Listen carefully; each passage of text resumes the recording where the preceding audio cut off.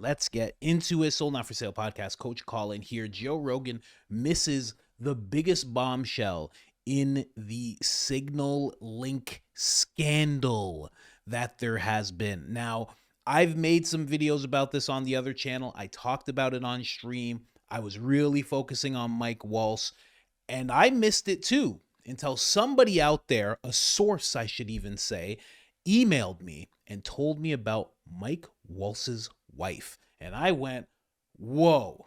World Economic Forum alert, World Economic Forum alert. We're going to get into that. But first, I'm going to show you exactly what we're talking about in regards to the Signal link, the leak. It's, they were just talking about things on Signal. It wasn't anything too crazy, but the Democrats are really trying to make it seem like people need to step down, like J.D. Vance.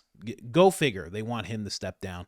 They were just talking about things like this. If you think we should do it, let's go. I just hate bailing Europe out again. Let's make sure our messaging is tight here. And if there are things we can do up front to minimize risk to Saudi oil facilities, we should do it. And, Pete Hegseth, wrong video there. Pete Hegseth ends up saying, I fully share your loathing, and the European freeloading is pathetic, which is amazing that he said that. But Mike is correct. We are the only ones on the planet and on our side of the ledger who can do this. Nobody else comes even close. The question is timing. I feel like now is good time as any. The president is reopening shipping lanes. I think we should go, but the president still retains 24 hours of decision space.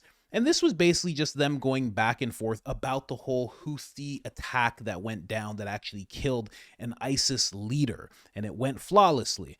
So they blew this up real out of proportion. But the thing was, and the question still remains, how on earth did a reporter get added to this Signal chat? Why did that happen? Okay, and a lot of people have a lot of theories. Mike Waltz's phone was hacked, etc., etc. But I'm going to show you something quite to the contrary. But of course, first I'm going to show you a Joe Rogan clip, and then we're going to get into the quite the deep state figure that is Mike Waltz's wife. Let's get into this Rogan clip first, though. It's very tribal, and you see it now as well. Now that the right is in political power, a lot of the people who kind of made their bones challenging the excesses of the left, they're afraid to say anything about the right as well, even though there's things to say. Like, I don't know if you followed the Signal group thing. Yeah, I did. I don't know enough about it, but it does seem like there's people that suspected it was a setup, that guy was added to the chat on purpose. Well, I think is that true? I don't think so. I think the guy who added him has basically said, like, it was our mistake. And so it's just a mistake. I don't think the investigation has been done to say definitively, but I think the White House said we're looking into this. But Tulsi, I think, said it was a mistake. I think Mike Waltz said it was a mistake. That's such a crazy mistake. Yeah. That's such a checks and balances mistake, like double check. Yes. It's like, when you go on the road, like, do I have my toothbrush? Yeah. Do I have my underwear? You know what I mean? Like, I even make a note on my phone now. I'm like, I'm too stupid. I always forget something. I was like, my this. It's kind of like adding your ex-girlfriend to the boys' WhatsApp group.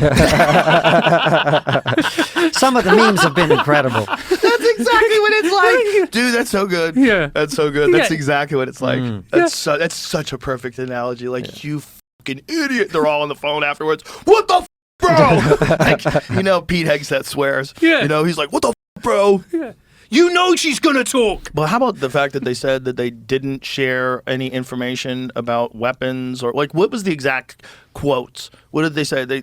So what they were basically doing was explaining how some shit was going to go down. Yeah. They were debating how to do the strikes, whether to do them. There was some debate about that initially, and then initially this journalist, I think he's editor-in-chief of the Atlantic, I think he is like the worst guy to get this information to. Absolutely, right? He's probably off the whole time, salivating, like, yes! Yeah, if you had to pick somebody, that is not who you pick, right? He must be so pumped. We had an investigative journalist on the show, and we haven't released the episode yet, but as part of our after the show questions, he mentioned something, which is, he said, I'm going from memory here, so Francis, correct me, but basically that Signal had been installed on government devices under the previous administration. So it may be the case that that guy's number had been pre-installed during that time. And because of that, the mistake was then made to add him to the group. So we don't know exactly what happened. But at the same time, what I'm saying is like the White House admitted it and then they started having a go at the journalist. Like that is not his fault that you added him to the group, right? Do you know what I mean? Not at all. What's he supposed to do? Tell you, hey guys, I've done that before. Hey guys, I think you sent this text to the wrong dude. Yeah. A journalist is never going to do that. And that's not his job to do that either.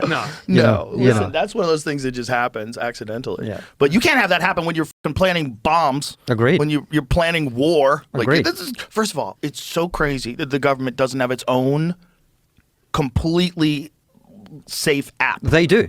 What is it? I think it's called the Skiff or something like that. It's a special place where you go. No, but that's a room. I mean an app. Oh, you mean an app? All right. Why did they not have some encrypted super government app? You telling me that you couldn't get like a license from Signal to use the code? The government throws them. They like all these billions that are they're finding billions all over. There's like billions they've cut. Like how many fucking billions has Elon cut just from waste? A just trillion, waste. he says. Yeah. It's crazy, and people aren't celebrating it. It's weird. Well, put it this way, Joe. Until relatively recently, if not still, we use faxes in UK government. Wow, that's crazy. A lot of I think we got you one better. I think when people retire from what is it where they have to retire, where they have to write it down on paper and then it's stored in a vault? in a mine. It's stored in a mine. Yeah. Social Security? It's on paper. It's in a mine. I love that press conference as well because it's like Brett Baer from Fox interviewing Elon and like 7 other ASPI guys and they're all just rattling off numbers. It's 10,000 filing cabinets, 400,000 paper documents. But when you look at it, it basically hasn't changed since the 1950s. Yeah. I'm distracted by Brett Baer's hair. It's so beautiful. If I had that kind of hair, I would be so happy. So happy with myself. You can't see any scalp anywhere. It's just all hair. It's beautiful. It's like if you wanted to like put a wig on a bald guy, like you would make it like that, like, bro, I'm going to make you hot. Yeah, Gavin Newsom has got incredible hair. Terrible policies, but amazing hair. The government stores key retirement paperwork in a converted mine. But you know That's what's crazy. The limestone mine is real and in the Department of Government Efficiency's crosshairs. That is so insane. So now someone has to go in there and take all that stuff that's on paper in the mine and put it in a computer. They're saying they're going to do it in 2 months. Digitize that in 2 months. Adderall is great. It is great. I'm so happy someone invented it. That's, I mean, Low-level autism plus Adderall. Yeah. Problem solved. I'm not accusing anyone of anything. Yeah. I just want to say, shout out to whoever made Adderall. Things get done. Yeah. They do things get done, but this is kind of the greatest pushback against like high-level conspiracy. It's not even that things get done because of that. It's just somebody's actually doing it. And that's just how long it took for them to do it. It's just that the government's never wanted to do it. They're just like, no, this is the way we do it.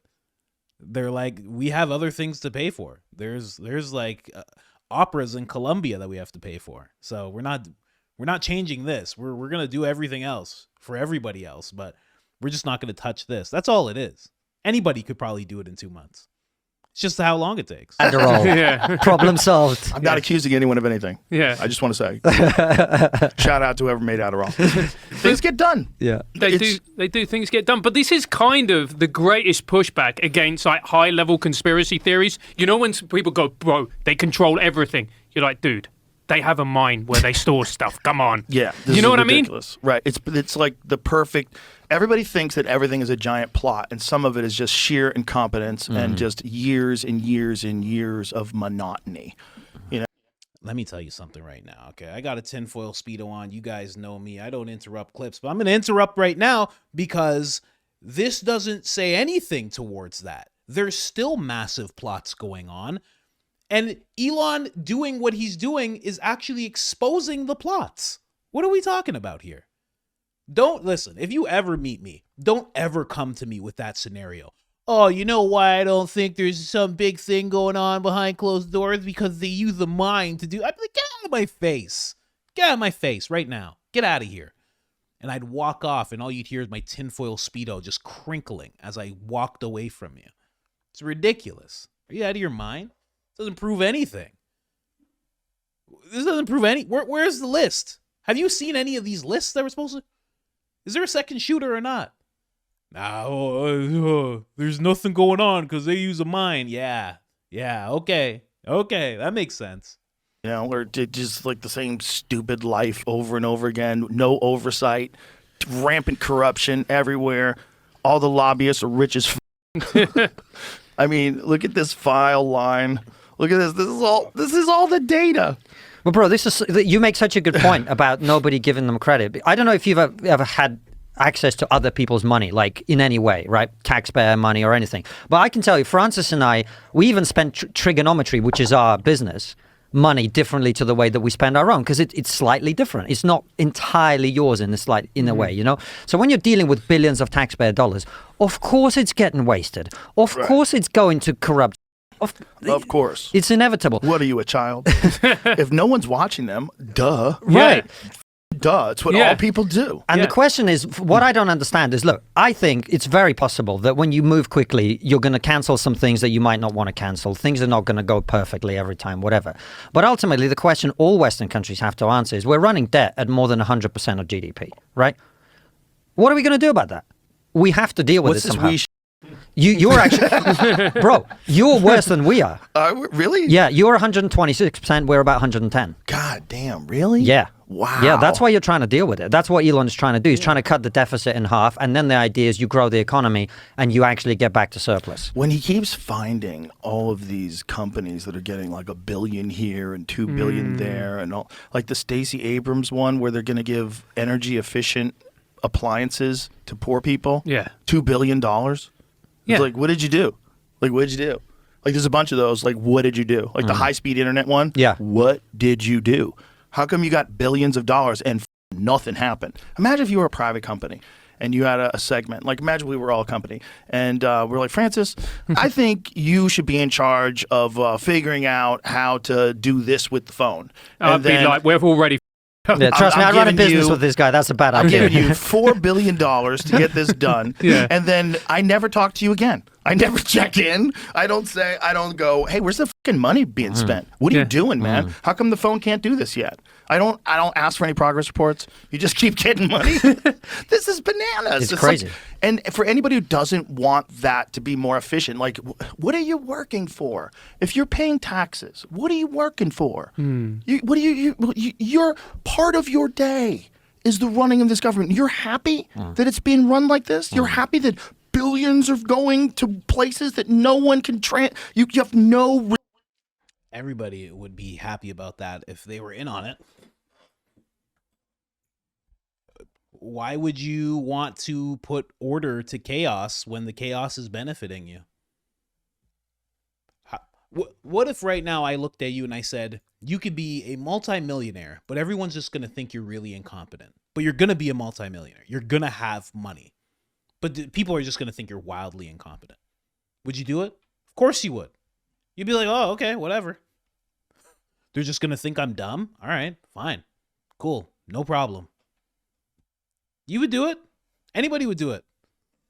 People are just going to think your life is chaos, and that's exactly what this is that they're talking about. It's all chaos. There's so much that you can get done in chaos. You know? Like, you're in a house. If you know that there's something in the house that's of value, and then you could somehow make it so there's crazy situations happening everywhere in the house, and everybody's just like, what is going on? But you're just like, yeah, this chaos is all supposed to be here. This is all how it's supposed to be. And I know the thing of value is over there, and I'm going to go get it amongst all the craziness, and then I'm going to leave. That's all that's happening. That's what that is.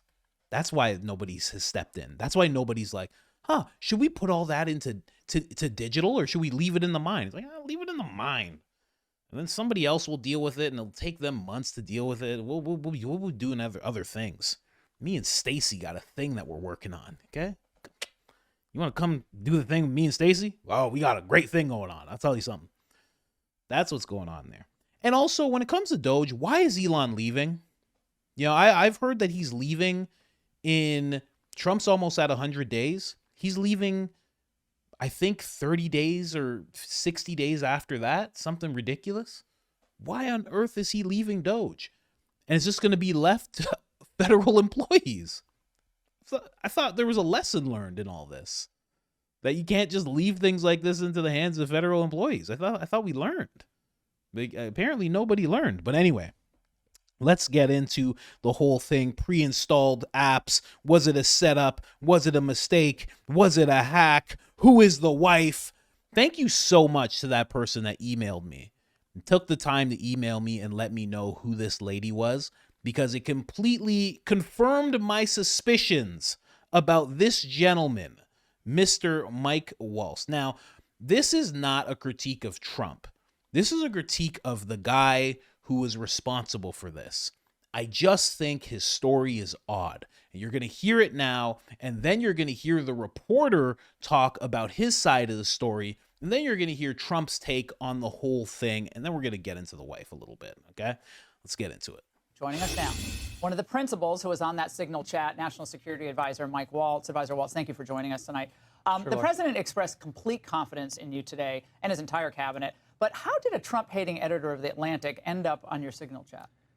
You know, Laura, I'm not a conspiracy theorist, but of all the people out there, somehow this guy who has lied about the president, who has lied to Gold Star families, lied to their attorneys, and gone to Russia hoax, gone to just all kinds of links to lie and smear the president of the United States, and he's the one that somehow gets on somebody's contact and then gets sucked into this group. Is someone in your intel? Is someone in your intel team trying to cause trouble here? Because that's the scuttlebutt out there. Look, that we have people. We have people. No, look, this is a great group. The president has a great team. This is not first term. No, your team. I'm not talking about the other principals. No. These were principals and a couple of staff that were coordinating, as you saw, having a policy discussion as we went forward, and then just in the days before what was an incredible strike. Not only did we take out people that the Biden team never could, that we took out headquarters, missile caches, and actually one of the leaders of the Houthi organization, we've since taken out several since. And, you know, that's what they don't want to talk about. They don't want to talk about the success here. They don't want to talk about the hostages getting released. They don't want to talk about the Black Sea ceasefire that we just put in place today as the president ends the largest land war in Europe, or the border, or the fact that Panama just kicked China out of the canal, and success after success after success. So they want to focus on this. It's embarrassing, yes. We're going to get to the bottom of it. I just talked to Elon on the way here. We've got the best technical minds looking at how this happened. But I can tell you for 100%, I don't know this guy. I know him by his horrible reputation, and he really is the bottom scum of journalists. And I know him in the sense that he hates the president, but I don't text him. He wasn't on my phone, and we're going to figure out how this happened. So you don't know what staffer is responsible for this right now? Well, look, a staffer wasn't responsible, and look, I take full responsibility. I built the group. My job is to make sure everything's coordinated. But how did the number? I mean, I don't mean to be pedantic here, but how did the number? Have you ever had somebody's contact that shows their name, and then you have somebody else's number there? I never make those mistakes. Right? You got somebody else's number on someone else's contact. So of course I didn't see this loser in the group. It looked like someone else. Now whether he did it deliberately or it happened in some other technical mean is something we're trying to figure out. So he did it deliberately. That would mean that he messaged him as someone else and then waited for this guy to add that person that he impersonated to the group chat. Well, wouldn't you be arresting that guy at this point? He's doing that with a senior advisor to the president of the United States, security advisor, no less. Wouldn't this guy be in cuffs if that was what happened? A staffer did not put his contact information. But how did it end up in your that's phone? What we're trying to figure out. Okay, but that's a pretty big problem. That's what we've got the best technical minds, right? That's disturbing. And that's where, I mean, I'm sure everybody out there has had a contact where it was said one person and then a different phone number. But you've never talked to him before, so how's the number on your phone? I mean, I'm not an expert in any of this, but it's just curious. How's the number on your phone? Well, if you have somebody else's contact and then then somehow it gets someone sucked sent in. you that it gets contact. sucked in. Was there someone else supposed He gets sucked in. Let that sit for a while. It gets sucked in. What's he talking about? to be on the chat that wasn't on the chat that you thought was on So the chat? person that I thought was on there was never on there. It was this Who guy. was that? What person? Well, I'm not. Look, okay. Laura, I take responsibility. I built the group. Okay. So he's taking responsibility. That's good. And he really did. I mean, he's very upfront. He's doing an interview. He definitely doesn't have to do this interview with Fox or anybody else for that matter. They could just completely ignore the media. I mean, Biden did it for literally 4 years, ignored the media. Kamala Harris did it through almost her entire campaign. He definitely would be within his rights to ignore everything. So the fact that he did this, he's taking full responsibility. He really, really is. But to say that it got sucked in doesn't make any sense. I mean, let's face it, guys. We're all normal people here. We all have phones. They're all smartphones. Some of you have flip phones. Shout out to you people.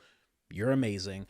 Most of us have smartphones. Contacts aren't getting sucked in. That's just not a thing that's happening. Now, you can say Outlook. Somebody in the comment section on the other channel was talking about how Outlook could do that. These guys aren't using Outlook. They're part of the administration, the Trump administration. They're not using Outlook. That's not how that works. I'm just saying. And I could be wrong because they are using Signal. But again, it could have been pre-installed, which there have been people saying that. Now, the thing about it is, if it was, like Joe Rogan's guest was saying, Constantine, if it was on the phone previously, that would mean they were reusing phones. So that means the former person who was in his position would give Mike his phone, and then Mike would use that. That seems crazy. That seems nuts. You would think there are guys hustling in the streets who would snap a phone in half, break it, and scatter the pieces throughout the city. Allegedly. I don't know any. I've heard people do that. Why would people who are working in the government be reusing phones? Again, you have billions of dollars for all sorts of nonsense throughout the world. You don't have a few $1,000s to make sure everyone in the administration has a clean new phone? I don't get that. And again, that's not his fault at all. I'm just saying that just baffles the mind. Here's another clip of him talking. Today, and very clear that there was no classified information in this text chat. And the Democrats, of course, are predictably, they're going to jump on this. But should Goldberg just release the other information that he has? Because he's standing on this, well, I'm not going to release this information because I have my standards and journalistic standards. Okay, but it's not classified information, so does it matter? Would you care if the rest of this information came out?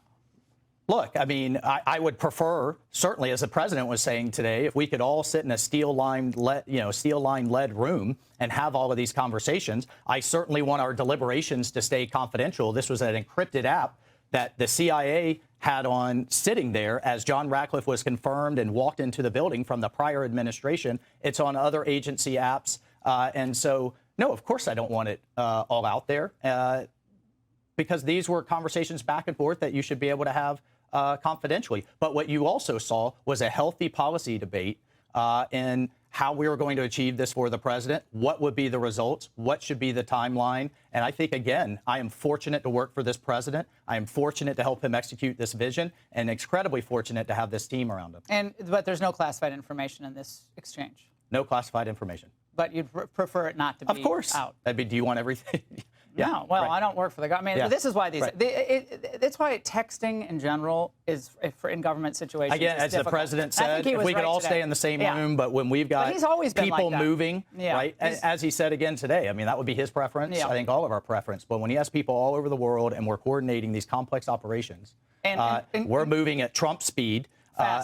Fast. Doing all of this. We're cleaning up. I mean, we're doing 5 or 6 legacy-defining things in the first month. And we're cleaning up multiple Biden messes from the Middle East to Europe to the mess of our border all at once at the same time. You don't need any distractions. You don't need any side stories or distractions. Yep. And I think people are watching this. Most Americans don't. They want the answers, the bottom line. Yep. You know, about Russia, about Ukraine, about China.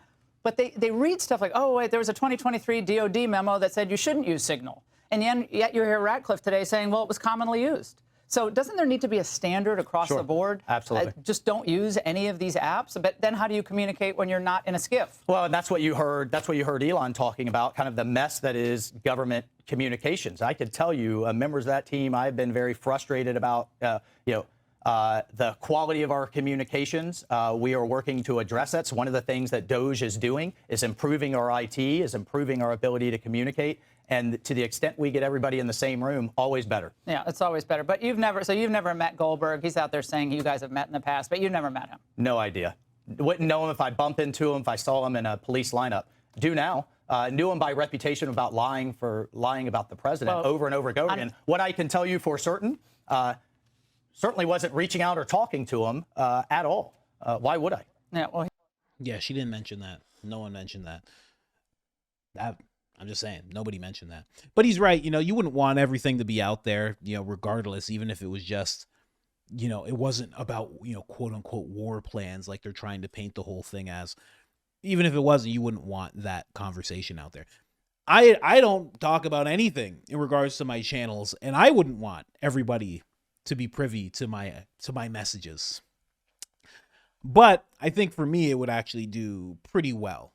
I think a lot of people would be like, whoa, Coach has been noticing. Bro, why does he never talk about this on the channel? That's what a lot of people would be like, bro, you need to make a video about that stuff. I'd be like, no.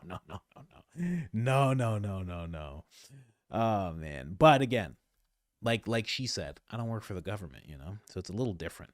So he said he didn't know him. He actually does know him. He knows him to the extent that he was at a gathering with him. Let's kind of, let's paint this from both sides. He says he doesn't know the guy. Here's a picture of them together, semi-together, one guy's behind the other kind of thing. They're at the same place. That doesn't look good. We can also say it from the other side, if I was going to be, charitable to Mike, that they're just at a place. And maybe they met, maybe they shook hands, maybe they have this mutual friend who's on stage. I would love to know who that is, but the picture's blurred out there. Probably just met in passing kind of thing. Here's what I think, and I said this before on the other channel. Mike Waltz was probably doing the whole thing of just, you ever seen like American Psycho? They're exchanging business cards. Oh, your business card. Oh, no. And it's just that kind of thing where you're sniffing each other out. And it's like, oh, yeah. Oh, your name's Jeffrey. Oh, okay. Hi, Jeffrey. I'm Mike. Oh, yeah. No, yeah. It's great to be here. And he takes the guy's number.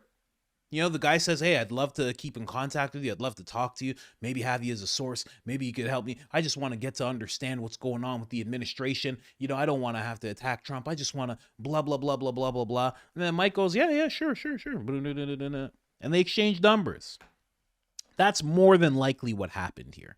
It's not like they're best friends at whatever event this is. Not like they have their arms around each other and are shotgunning beers or anything like that. But it does raise its head again.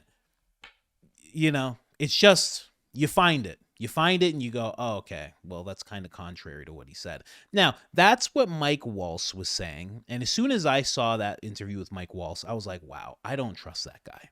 I'll be honest with you. And again, it's not an attack to Trump, it's an attack to that guy. And it's not even really an attack. I just, when I heard what he was saying, I was like, oh, these things don't make sense. This is not adding up. If someone was saying this to me and I was the president, I'd be like, something's not adding up with you. I don't understand. Now, this is actually the guy. Of course, he looks exactly the way you think he would look. He he just looks like a reporter who just wants to say something bad about Trump so badly. But let's hear a little bit of what he has to say. I'm not going to play too much, and then I got another clip of him. Again, not too much. I just want you to be able to feel him out and hear what he has to say. And joining me now is the editor-in-chief. Of course, I have it on double speed. That's how I do it. Editor-in-chief of The Atlantic, Jeffrey Goldberg. Jeffrey, welcome back to Meet the Press. Thank you. Thank you so much for being here after an extraordinary scoop and week for you. We really appreciate it. I want to start with what we've been hearing from administration officials throughout the week, various excuses, explanations for how you were added to that Signal group chat. Take a listen to some of what we heard. Maybe Goldberg found a way. Maybe there's a staffer. Maybe there's a very innocent staffer. But I think we'll get to the bottom of it very quickly, and it's really not a big deal. Well, look, a staffer wasn't responsible, and look, I take full responsibility. I built the group. My job is to make sure everything's coordinated. I'm sure everybody out there has had a contact where it was said one person and then a different phone number. But you've never talked to him before, so how's the number on your phone? I mean, I'm not an expert in any of this, but it's just curious. How's the number on your phone? Well, if you have somebody else's contact and then then somehow it gets someone sucked sent in, you that it gets sucked contact. in. Jeffrey, what do you make of those explanations? This isn't the Matrix. Phone numbers don't just get sucked into other phones. I don't know what he's talking about there. Very frequently in journalism, the most obvious explanation is the explanation. My phone number was in his phone because my phone number is in his phone. He's telling everyone that he's never met me or spoken to me. That's simply not true. I understand why he's doing it. But this has become a somewhat farcical situation. There's no subterfuge here. My number was in his phone. He mistakenly added me to the group chat. There we go. See, but he doesn't explain why the number's in the phone. Because if it was something of them meeting and exchanging numbers, why not just say that? He's just saying it's in his phone because it's in his phone. And that makes him sound severely dishonest. And if you've read any of his work, which I'm sure you haven't, you would also feel like he reads as dishonest, might even say that he is very anti-Trump, right? So I don't know. That explanation to me just looks like, I don't know about this guy. It's just there because it's there. It's like, explain it. What's going on here? How did it get there? Did you meet him? When did you meet him? What did you guys talk about? Have you guys talked on the phone before? All right. Well, I do want to draw on your long history of covering national security issues. Throughout the week, the Trump administration said that the information was not classified, that it was not war plans. And yet, as we just laid out there, the Signal chat included very specific details about timing, human targets, weapon systems. I know you've been asked this before, Jeffrey, but just to clarify, do you believe the information on that group chain was classified? Well, let me answer it this way. When the texts are coming over, as I'm watching them unfold, it's 11:44 a.m. On a Saturday. Pete Hegseth is promising that U.S. warplanes are taking off in 30 minutes to bomb enemy targets that we know are protected by anti-aircraft batteries. Okay? So if that's not the most sensitive information, the most secret information in the world, I simply don't know what the meaning of classified or secret or top secret is. Here's the thing about that. I've seen videos, even just recently, I feel like a week ago, they showed planes going off. Now, it wasn't towards this attack, but they showed planes going off heading somewhere.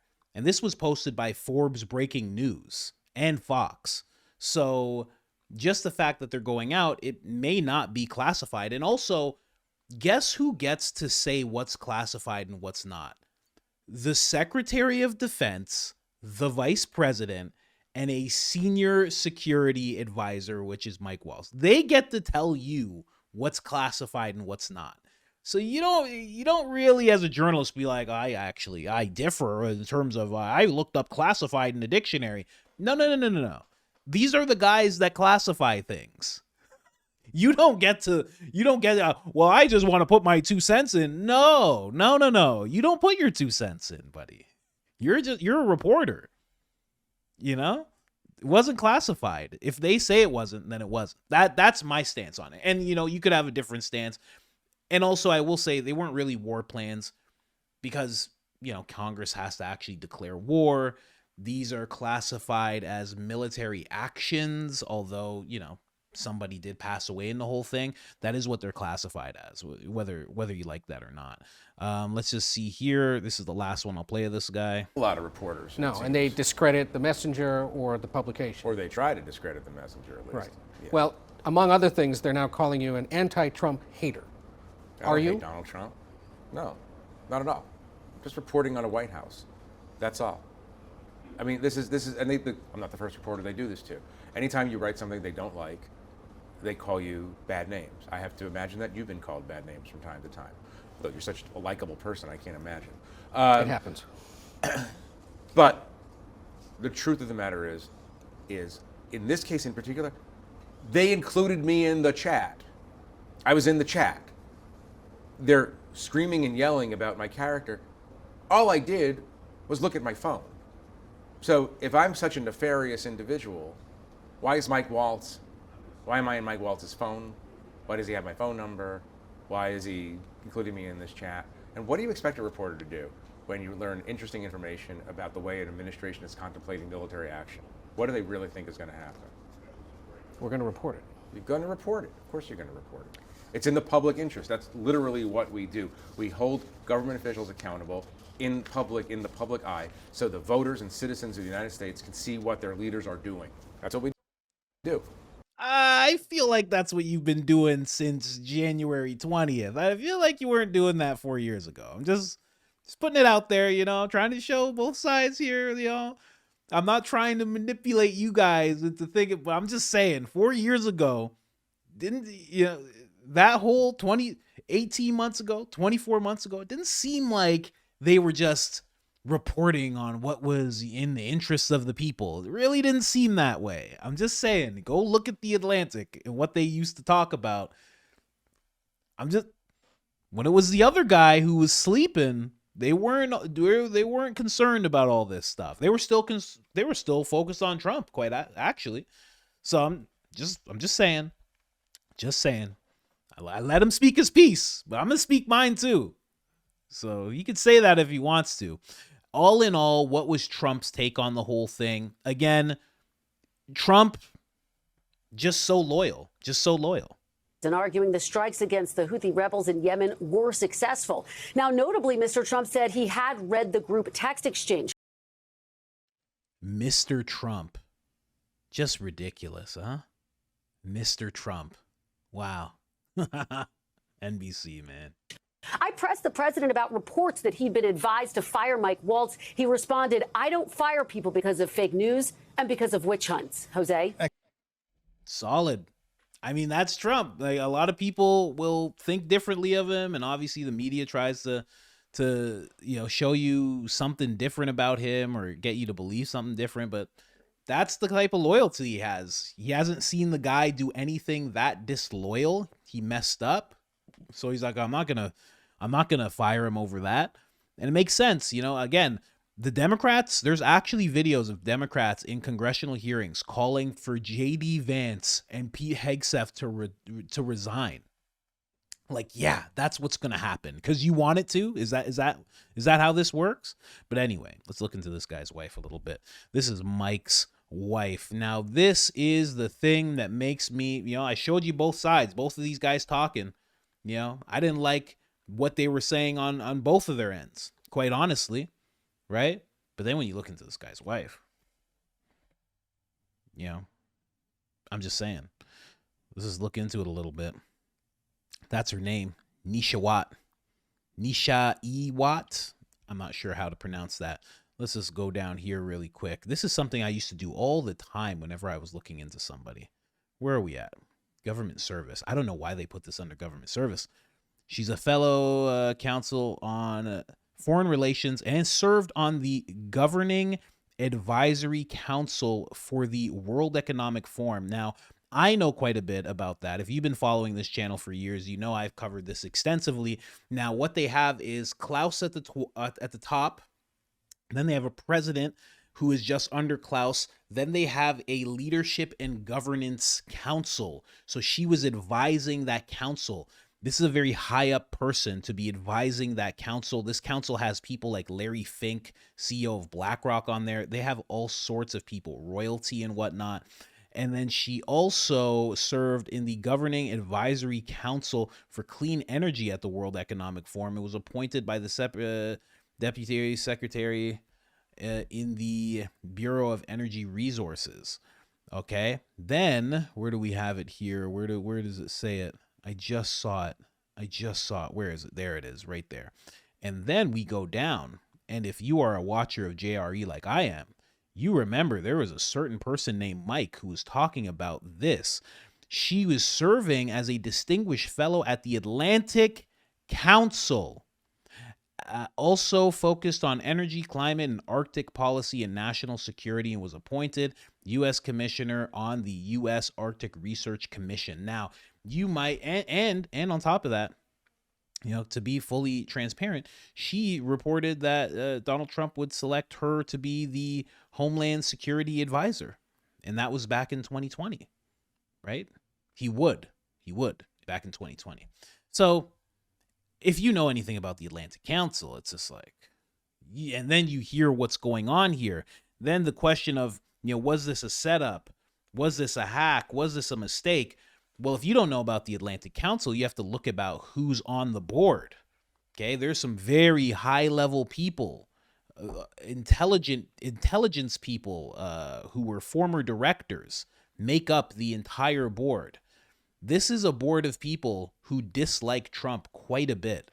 Now, I know there's a part where it's like she actually was going to serve for Trump, but at the same time, she's a part of things that vehemently dislike Trump. And in regards to the World Economic Forum, dislike America. I mean, let's just be honest here, straight up.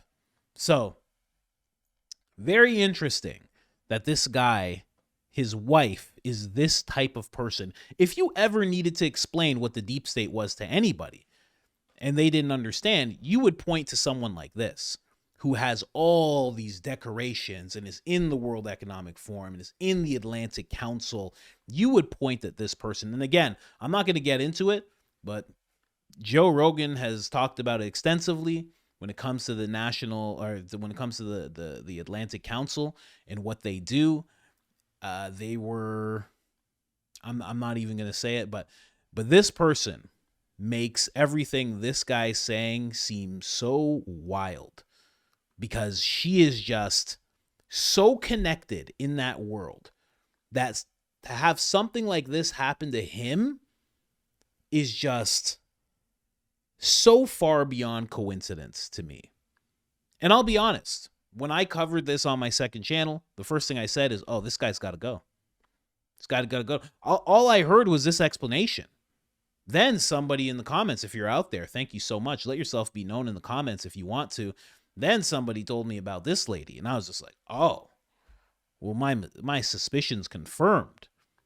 Trump can't have anybody in his administration that's connected to the World Economic Forum. He just can't. It's not something that he can have going on. I'm telling you, it's no good for him. They don't like him. He has done the equivalent of putting middle fingers in their faces every single time he's spoken there. It's just, I don't know, man. It's a conflict of interest, in my opinion. A lot of you guys might disagree, but I'm just bringing you what I found out. It's very interesting stuff. Anyways, guys, like, subscribe, turn on the notifications. Helps the channel tremendously. Other than that, I'm out.